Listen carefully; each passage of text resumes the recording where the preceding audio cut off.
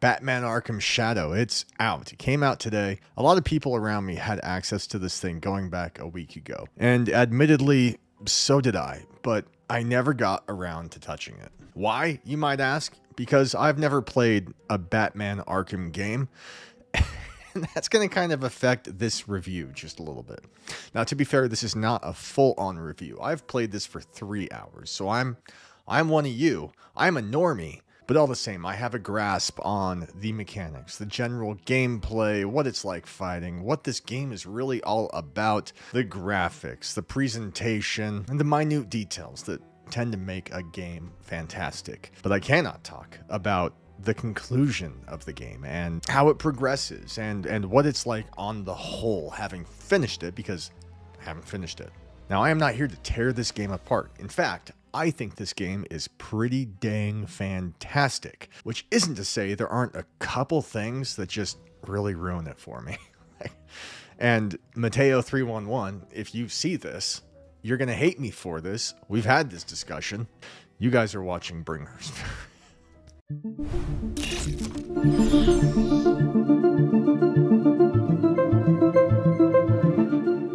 All right, Batman Arkham Shadow.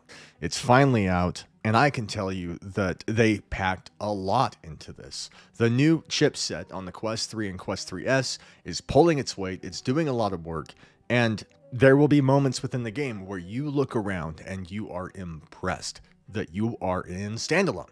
The textures are a tad watered down. It all seems very PlayStation 2-ish to me, but the lighting is fantastic. And I'm really a fan of the fighting sequences. I thought that would turn me off. No one's gonna tell me how to fight like this. You put your fists up and you go, meh. But in actuality, you kind of feel like a badass when they give you a left hook, right hook, uppercut. It's not always easy. It's a bit fast paced, but when you get it right, it feels pretty cool. And because people are likely watching, we don't all live alone. You probably have someone who's watching you do this, and you don't want to be that guy in Batman Arkham Shadow who's going, don't do it. So you want to get your posture straight. You want to make sure that it feels like you're really following through on a punch. Not only to kind of get that good posture, but so you don't look like an idiot when you're playing this game. So the shadow boxing aspect of this is kind of cool. I actually quite like it, and I think that in a week's time, once I'm really good at it, once I've nailed it and I feel comfortable every time, it's good exercise. A few other things about this that are really nifty. There's a thing where when you step off a ledge, you can glide, you can expand your cape and kind of float forward to the ground. And the cape is in your periphery. It's enormous. I would estimate that it's probably 7 feet in each direction, a full 14 feet wide. And it's really cool, the scope of what they did there. It's a small thing, but it is a cool feature. The grappling hook it does its job, but it's a little fanfare, I think. I mean, the batarang is another cool feature as well. It feels good throwing it. It's rewarding watching it go where it's going to go and do its thing. I haven't explored completely. I wonder if you change the settings to expert or difficult, if it really relies more on your aim. I don't know. But right now, just throwing it, you could toss it over your back and it's going to go forward and strike whatever you're supposed to strike. So it leaves a lot to be desired, but it is rewarding all the same. The characters, they're not hyper realistic. I don't know if this is the case, but it does feel like the animations were captured with mocap. They seem realistic enough. They're responsive. It feels like you're actually toiling around with somebody in real life. But the textures that build up those characters, they're not real photorealistic. Nothing about this is really photorealistic, which it's Quest. You really didn't expect it to. But it really does highlight, like I said before, the kind of PlayStation 2-ish textures, like the walls. You have to. Don't expect anything more than that. This is standalone Quest. But the reason I'm talking about it is because I think you may have seen a recent video I did about Into Black, which is not hyper-realistic.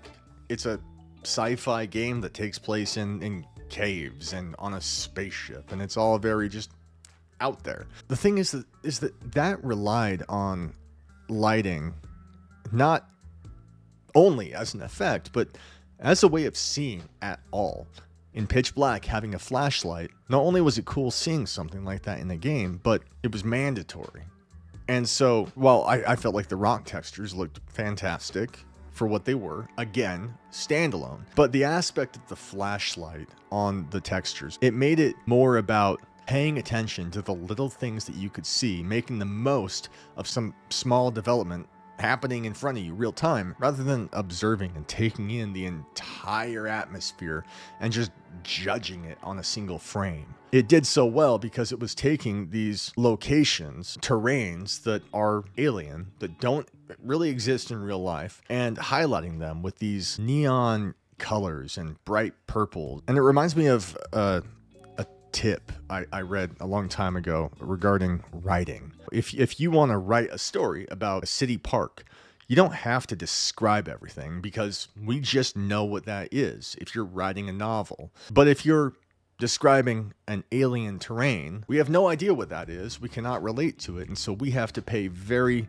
close attention to every little thing. Describe it down to every blade of grass because you're painting a picture for someone who's never seen it before. And I feel like that's kind of the issue with Batman, is that we're in, fine, the streets of Gotham, but it's a location, it's an alley, it's essentially New York City for all intents and purposes, and it's familiar. You just immediately judge it by like every other brick wall you've ever seen, and it becomes a bit underwhelming. Now, I'm not going to touch on the story too much. I think that if you've seen the trailer, you're pretty familiar with the general beat. There's Batman, and then he has to stop the Rat King. There really is more to it than that, but since I'm only 3 hours in, I don't want to talk about it too much. And if I were further than that, I wouldn't want to give too much away. No spoilers here, but I can talk about the mechanics. And I'm just continually blown away by just how easy I can put my hands through everyone, everything. I can look inside people's heads. There's no barrier there. I can make my hands crawl out of my chest. If you walk somewhere you're not supposed to go, an invisible barrier, and you try walking forward and you look down at your feet are just kind of like doing this thing. It's very like GTA 3-ish. There's graffiti on the brick walls, and the graffiti's obviously hovering like 2 or 3 inches off the wall. Fine, from a distance it looks okay, but it's just another thing, another detail that's just leaves something to be desired. And most damning of all, you can't really explore the city. It's not open world. There's a moment where there are shots fired and you have to get to a building on the other side of across the city. And so you hear Batman's inner dialogue, I have to get to that building. Wait, no. I have to get to that building. And so you think, oh, that building right there? Well, there's the alley, so I'll just jump off and make my way over to that building. But no, you can't jump off. You die. You can't even glide down. It's just a barrier. Press forward to hop up on this wall. Okay, I'm going to do it. And then you go down and it's over. And you can't, grapple onto anything you want. None of it's up to you, really. If I have to get to that building, I think it was the Beacon, maybe, on the other side of the alley over there. Well, I might want to walk there, which... it's not something Batman would do, so fine. But more ideally, I would just grapple and make my way over there. So lift your arm into the sky and fire for a rooftop. But you can't do that. You can only fire at anchors that they specify. And so you could put your hand in the air all day and nothing's going to come up if they don't want you to do it. And so instead of this fun traversing of the city, you end up crawling through air vents most of the time, getting to where you need to go. And even more frustrating is in pursuit of this building that I'm supposed to go to, I've taken out these guys, I've kicked their butts, and it's very clear I'm supposed to throw this batarang and hit this button, open this door, and then there's a chunk of ladder that I cannot reach because I can't jump. And all I can think is, well, I must have to grapple. What else could it be? And so I spent 20 minutes trying to figure out, what does this game want me to do? Because I reach and there's no grapple option. It's not there. So 20 minutes and 20 minutes, moving all around, jumping off ledges and just everything. Until finally, I gave up and I reset the game and then it would let me. So it was a glitch that just took a chunk of my life, and there's no indication outside of this common sense, which I knew that had to be the way, but The game knows best. And so that was frustrating. You never know. You'll never know if, like, you're supposed to keep trying or if something is broken. Now, Mateo, 311, are you watching this? If you are, I'm sorry. We've disagreed on this in the past, but I actually despise, I really hate having the body inside VR. I really can't stand it. It's the worst. It's just terrible. And I hate saying that. I hate talking about it because every time I say something controversial, I get just beat up on YouTube. But it's the truth. And the truth is that there's a reason Half-Life Alyx only did the hands. And that is that your arms, even with the hand tracking, they don't follow your arms. If your hand is right here, well, your elbow could be here or here or here. And VR doesn't know. And so it's a distraction. Your arms are always doing something they're not supposed to be doing. I don't like looking down and seeing this chest. It's almost like when I look down, my chin is in my chest and it's distracting. It takes me out of the immersion. I don't like seeing my legs. There's this thing where like your legs are permeable. And so like your knees go into each other and your arms go into your legs. And even though you're standing up straight, you bend down to pick something up and your legs do this twirly, stupid, jacked up thing. They knot up thinking that you're doing something that you're not. Again, takes you out of the immersion. I understand why they did it. You know, if you're going to be Batman, you want to feel like Batman, then you better be Batman. But I still think that just having a couple back gloves with the blades across the back, I think that would have been sufficient. As it stands now, it's full of hiccups. It wigs out, it twitches, it contorts into a pretzel when it shouldn't. And it's something I just can't not notice. Additionally, you can't jump in this game. The only way to go up is to actually like grab a platform and push up, and then you hike yourself up onto whatever you're trying to get up on, which is a bummer because you would love anyone who's played Population 1 or anything really, like it's almost unprecedented that there's no jumping in this, but you want to leap off a building and then stick your arms out and glide. That is admittedly a good feeling, but you can't leap in this game.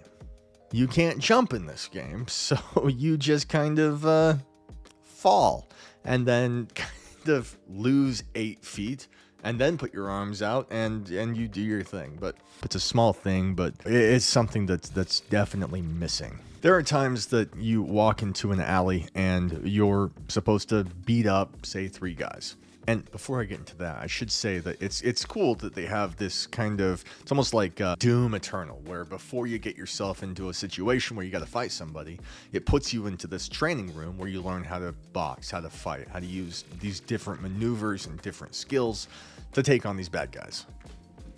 You just played Batman. What did you think of it? Come on. My forehead looks weird. What did you think of Batman? You just played it for like an hour. Closer.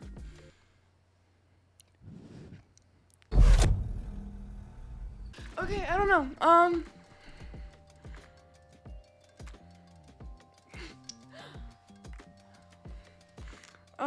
It was good. It was fun. It's kind of confusing, and it's not a lot like the ones on the console. Which I haven't played those, so I'm not comparing it to that. Oh. Okay. All right. What was I talking about? I can't remember now. I can't remember. Okay. And then once you fight the guys, you realize that you've got 3 or 4 bodies, maybe one with a broken leg laying next to you, and you think, well, that's it. And you turn to the chain link fence like 8 feet away from you, and there are 3 more guys. They're like smoking a cigarette or something, just kind of hanging out, talking to each other, just not even talking. They're just kind of like, just kind of hanging out, just doing their thing. None of that like, what was that noise? And the bat. It's just, they're just there. And it really makes it feel like this RPG by the numbers. Okay, all right. 1 down, on to the next room. How many more guys do I have to beat up?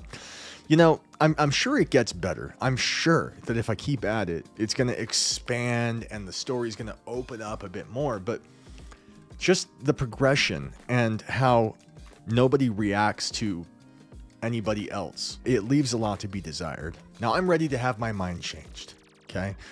I know that I am alone. I know that it's probably just me. I just don't care about arms. I don't care about legs or elbows or any weird janky stuff. I really don't. And I'm not the kind of person who's going to end up in VR chat showing off my new furry dog legs and dancing for people. That's just not me. I'm never going to be a thrill seeker, you know, wearing cat ears. If that's what people are waiting for, then they're just going to leave me behind. But in terms of like really integrating body tracking for something like this, where we need something like a small form integrated tracking module that works with standalone on the fly. We don't have that yet, but I expect we will shortly. Who knows? Maybe when Meta comes out with that new wristband, that will do something. I think it's mostly for hands, fingers, but who knows? Maybe they could come out with something for legs that kind of does the same thing. That would be great. But right now, it's insufficient. Right now, it's distracting. Right now, I'm going to stand my ground. Mateo, I don't care. What do you think of that? Yeah, I'm a man. I think that without the body, without the chest, without the arms, just the hands and a length of, you know, spiky Batman stuff going across, I think that would be fine. That's all we need. That's how I feel. I don't know how you guys feel. Let me know. This is a whole rant, a whole tirade. Please, please be kind. I don't need to get torn apart for this, but I don't know. I'm saying what I think.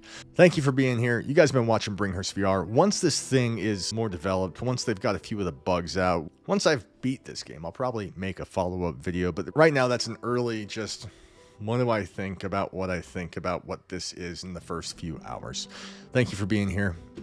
Please subscribe if you're not subscribed. Please like this video because a lot of people are going to dislike it because I said I don't like full body tracking and I could use the support. So subscribe if you've been on the fence. I could really use you. You guys are amazing. You've been watching Bringhurst VR, and I'll catch you on the flip side.